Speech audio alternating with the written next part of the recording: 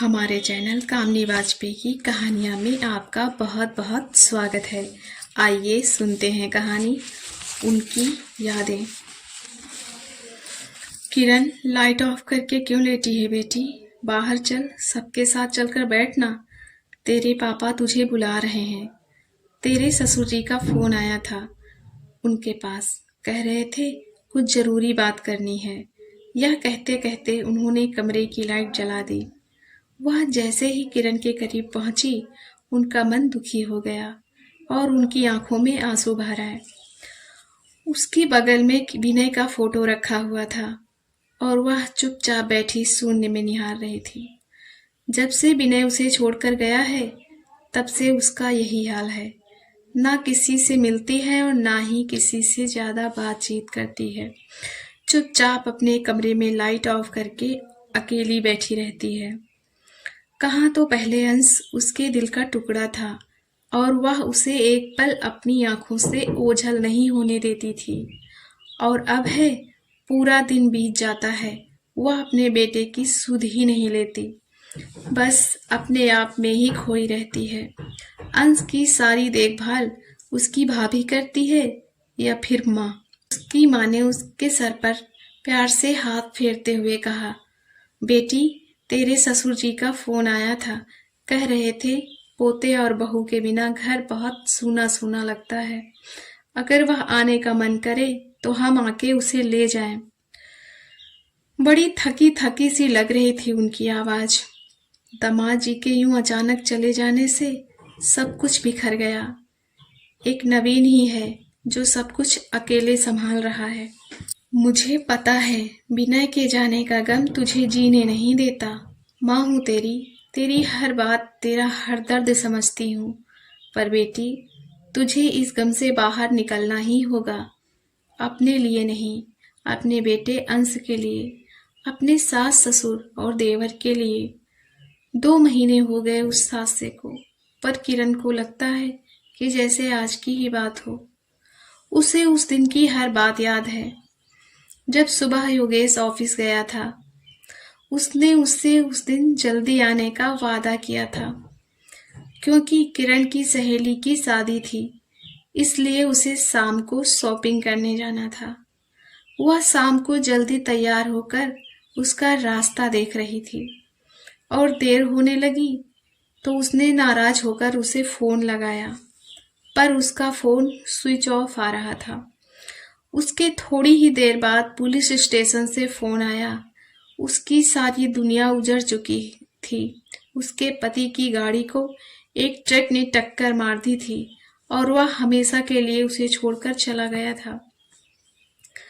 विनय का क्रियाक्रम निपट जाने के बाद सफेद साड़ी में लिपटी अपनी लाडली को देख उसके माँ पापा का कलेजा फटा जा रहा था। उसके सास ससुर से अनुमति लेकर वे उसे अपने साथ ही लिवा लाए। जब से उसके साथ ये हादसा हुआ है, वह एकदम बदल सी गई है। उसका हंसना बोलना बहुत कम हो गया है।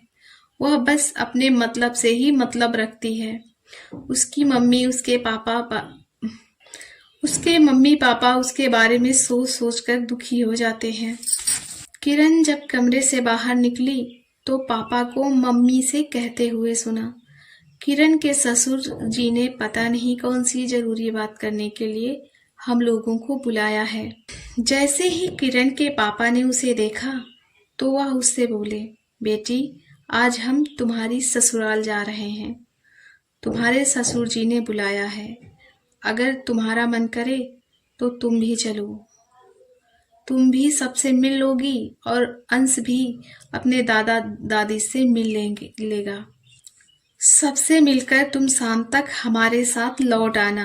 हाँ पापा, मैं आपके साथ चलूंगी, पर आपके साथ वापस नहीं आऊंगी। उसके पापा ने चौंककर उसकी तरफ देखा। क्या हुआ बेटी? ऐसे अचानक से कैसे तैयारी बना ली? यहाँ कोई परेशानी है क्या? नहीं पापा, ऐसी कोई बात नहीं है। बहुत दिन बीत गए हैं। अंश के दादा दादी उसे एक दिन नहीं देखते थे तो बेचैन हो जाते थे, और अब तो विनय भी हमें छोड़कर चला गया है। और मैं उनके लाडले पोते को भी अपने साथ ले आई। पता नहीं उन लोगों ने इतने दिन कैसे गुजारे होंगे। आखिर जिम्मेदारी से कब तक भागूंगी। जो जिम्मेदारियां विनय मुझे सौंप कर गए हैं, मैं उन्हें जिम्मेदारी से नहीं निभाऊंगी तो जब भगवान के घर जाकर उनसे सामना होगा तो मैं उनसे नजरें कैसे मिला पाऊंगी। परेशान ना हो बेटा, वक्त हर घाव का मरहम है, धीरे धीरे सब ठीक हो जाएगा। उसने पापा की तरफ डबडबाई आंखों से देखा। पापा, अब तो सारा जीवन ही एक परेशानी बन गया है। आज रात को विनय मेरे सपने में आए थे। मुझसे कह रहे थे, किरण तुम मम्मी पापा को छोड़कर चली आई। इतने में मेरी नींद खुल गई। बस इसीलिए घर जाना चाहती हूँ। मम्मी पापा को अकेला देख उनकी आत्मा परेशान हो जाती होगी। उसके पापा ने प्यार से उसके सर पर हाथ फेरते हुए कहा, बेटी जैसी तुम्हारी मर्जी। शाम को किरण अपने मम्मी पापा के साथ ससुराल आ गई। उसके सास ससुर और देवर बड़ी बेसब्री से उनका इंतजार कर रहे थे। अंश के दादाजी ने उसे देखते ही गोद में उठा लिया। किरण ने जैसे ही झुककर अपनी सास के पैर छुए तो उन्होंने उसे गले से लगा लिया। बेटी, विनय हमें छोड़कर चला गया तो तू भी हमें छोड़कर चली गई। अब हमें कभी अकेला छोड़कर मत जाना। किरण अपनी सास के आंसू पोंछती हुई बोली, नहीं माँ जी, मैं अब आप लोगों को अकेला छोड़कर कभी नहीं जाऊंगी। उनके सारे फर्ज मैं पूरे करूंगी, रोकर नहीं, खुशी खुशी। हमारे यूं रोने से उनकी आत्मा को कष्ट होता होगा और मैं उन्हें कष्ट नहीं दे सकती। उसके ससुर जी ने अपनी आंखों से चश्मा निकालकर पोंछते हुए कहा, कम से कम सब लोगों के लिए चाय तो बना ही लाओ। उसकी सास किचन की तरफ जाने लगी तो किरण ने उन्हें रोकते हुए कहा, चाय मैं बना लूंगी, आप सबके साथ बैठकर बातें करो। किरण के वहां से जाने के बाद उसके ससुर जी ने उसके पापा से कहा, समधी जी, हम दोनों सोच रहे हैं हम किरण की दूसरी शादी कर दें। आखिर हम लोग कब तक बैठे रहेंगे और हमारे न रहने पर वह एकदम अकेली हो जाएगी। यही सब सोचकर उसके बारे में चिंता हो जाती है। इस विषय में अभी किरण से बातचीत करना उचित नहीं समझा। आपसे ज्यादा उसका भला और कौन सोच सकता है, इसलिए आपसे इस बात की इजाजत लेनी जरूरी थी। किरण के पापा बोले, समधी जी, जब आप जैसे सास ससुर किरण के हैं तो हमें चिंता करने की क्या जरूरत। आप जो फैसला लेंगे उसके भले के लिए ही लेंगे। हमें आप पर पूरा भरोसा है। पर क्या ऐसा कोई लड़का मिलेगा जो किरण को उसके बेटे के साथ अपना ले और उसे बाप का प्यार दे सके। हाँ, लड़का तो है, पर आप लोगों की सहमति चाहिए। हमने किरण की शादी अपने छोटे बेटे नवीन से करने का फैसला लिया है। इससे किरण की उजड़ी मांग भी सज जाएगी और हमारा पोता और बहू भी हमारे पास ही रहेंगी। किरण की मां ने कहा, जैसा आप सब लोग ठीक समझें। मुझे तो इस बात की बेहद खुशी है कि आज नहीं तो कल मेरी बेटी की उजड़ी हुई जिंदगी फिर से बस जाएगी। बस मुझे और क्या चाहिए। ये कहते कहते उनकी आंखें छलक आईं। तब तक किरण चाय बनाकर ले आई। उसके आते ही सब लोगों ने इस विषय में बात करनी बंद कर दी। चाय नाश्ते के बाद किरण के मम्मी पापा सबसे विदा लेकर चले गए। धीरे धीरे समय बीतता जा रहा था। किरण भी अब पहले से काफी सामान्य हो गई थी। उसने विनय के बिना जीना सीख लिया था। उसके ससुराल वाले उसका बहुत ख्याल रखते थे। अंश तो अपने दादा और दादी की जान था। उन सबको अंश में स्वर्गवासी विनय की छवि दिखाई देती थी। नवीन ऑफिस से आने के बाद देर तक उसके साथ खेलता, उसे बाइक पर आगे बैठाकर घुमाने ले जाता, उसकी हर जिद पूरी करता। किरण की सास रोज सोचती कि वह किरण से दूसरी शादी के बारे में बात करे। उनको यह डर लगता कि उनकी किसी बात से किरण दुखी ना हो जाए। वह किसी कीमत पर किरण को दुखी नहीं कर सकती थी। बड़ी मुश्किल से तो वह अपने आप को और घर को संभाल पाई थी। एक दिन उसकी बुआ सास नवीन के लिए एक रिश्ता लेकर आई। उन्होंने लड़की की फोटो दिखाते हुए कहा, लड़की बहुत सुंदर है और बैंक में नौकरी भी करती है। अपने नवीन को इसके घर वालों ने प्रीति की शादी में देखा था और उसे देखते ही अपनी बेटी के लिए पसंद कर लिया था। मैं इस बारे में आपसे बात करूं, इससे पहले ही घर में इतना बड़ा हादसा हो गया। किरण की सास गंभीर स्वर में बोली, दीदी, आप जो रिश्ता लाई हो वो बहुत अच्छा है, लड़की भी बहुत अच्छी है, पर पर क्या हुआ? बुआ जी ने पूछा। दीदी, नवीन किसी और को पसंद करता है। कोई बात नहीं भाभी, वो जिससे शादी करना चाहता है उसकी शादी वही होनी चाहिए, इसमें कोई जोर जबरदस्ती नहीं होनी चाहिए। बुआ जी के चले जाने के बाद उसने अपनी सास से पूछा, माँ जी, नवीन ने रजनी के बारे में आपको बताया है क्या? कौन रजनी? नवीन ने तो मुझे कभी किसी रजनी के बारे में नहीं बताया। माँ, रजनी उस लड़की का नाम है जिससे वह पसंद करता है। अगर आपसे नवीन ने कुछ नहीं बताया तो क्या आपने बुआ जी को झूठ ही कहा? हाँ बहू, मैंने उनसे झूठ कहा क्योंकि मैं उनका बताया हुआ रिश्ता नहीं कर सकती। हम लोग चाहते हैं तेरी शादी नवीन से हो जाए। मैं तुझे इतनी कम उम्र में वैराग्य साधते हुए नहीं देख सकती। इसलिए बेटी, तू माने या ना माने, पर इस रिश्ते के लिए तुझे मंजूरी देनी ही होगी। तेरे मम्मी पापा को भी इस रिश्ते से कोई ऐतराज नहीं है। अंश भी नवीन के साथ कितना खुश रहता है। बेटी, अगर उसे बाप का प्यार दोबारा से नसीब हो रहा है तो उसे मत छीन। यह कहते कहते उनकी रुलाई फूट पड़ी और किरण के आगे दोनों हाथ जोड़ दिए। किरण भी अपने आप को रोक नहीं सकी और उसकी आंखों से भी आंसू बहने लगे। उसने उनकी जुड़ी हुई हथेलियों को अपने दोनों हाथों से पकड़ लिया। माँ, एक बार आप मेरी सारी बातें सुन लें, उसके बाद आप जो कहेंगी मैं वही करूँगी। एक दिन की बात है, मैं विनय के साथ पिक्चर देखने गई थी।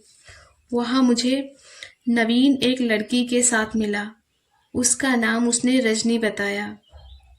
वह उसके साथ कॉलेज में पढ़ती थी। रजनी और नवीन एक दूसरे को बहुत प्यार करते हैं। वह उसी के साथ शादी करना चाहता है। नवीन अक्सर विनय से उसकी शादी के बारे में आप लोगों से बात करने को कहता था। वे इससे यही कहते कि पहले तेरी कोई ठीक ठाक जॉब लग जाए, फिर मम्मी पापा से शादी की बात करूँगा। और उसको जॉब मिल गई तो वह अपनी सारी जिम्मेदारियों को भूलकर हम सबसे मुंह मोड़कर इस दुनिया से चला गया। अब आप ही बताओ, अगर मैं इस रिश्ते के लिए तैयार हो जाऊं तो यह रजनी और नवीन के साथ अन्याय नहीं होगा? रजनी के भाग्य का सिंदूर अगर उससे छीनकर मैं अपनी मांग में लगा लूंगी तो क्या मैं जीवन में कभी खुश रह पाऊंगी? क्या मैं उनके सपनों के महल को गिराकर अपना घर बना पाऊंगी? माँ, मुझे उन दोनों की शादी करवाकर विनय का किया वादा पूरा करना चाहिए। यह दोनों के दिलों को तोड़कर अपना घर बसाना चाहिए।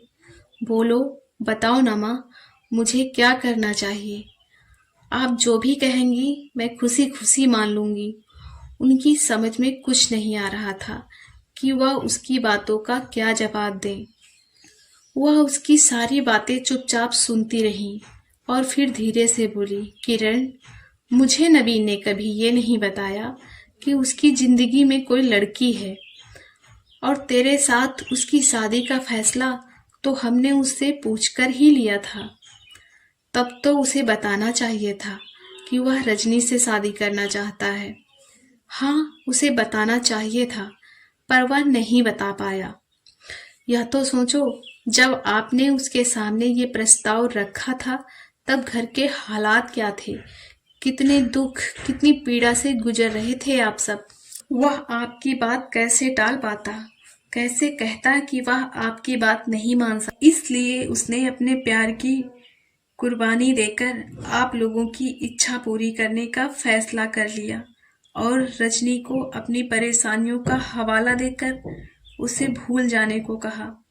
जिस दिन मैं अपने मम्मी पापा के साथ आई थी, आपको याद होगा, आप सब लोग यहाँ बैठे बातें कर रहे थे और मैं किचन में चाय बनाने के लिए चली गई थी।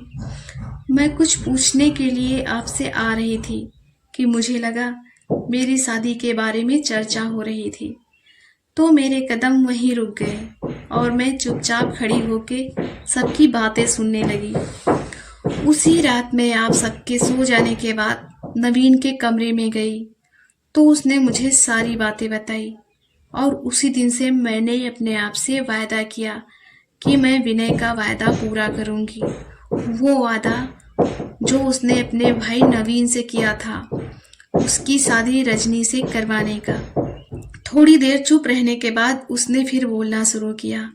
आपको पता है, जो बुआ जी आई थी रिश्ता लेके, ये एक झूठ था, या कहूँ तो मेरा ही प्लान था। उसकी सास उसे आश्चर्य से देखे जा रही थी। ये तू क्या कह रही है? हाँ मम्मी जी, बुआ जो रिश्ता लाई थी वह झूठ था और वह जो फोटो दिखाई थी वह मेरी सहेली संजना की थी। मैंने ये सब केवल इसलिए किया कि आप मुझसे वो बात कह सको जो महीनों से कहना चाह रही थी, मेरी और नवीन की शादी की बात, और मैं आपको रजनी के बारे में बता सकूं। माँ, मेरे लिए दूसरी शादी की चिंता मत करो। मैं विनय की जगह किसी को नहीं लेना चाहती।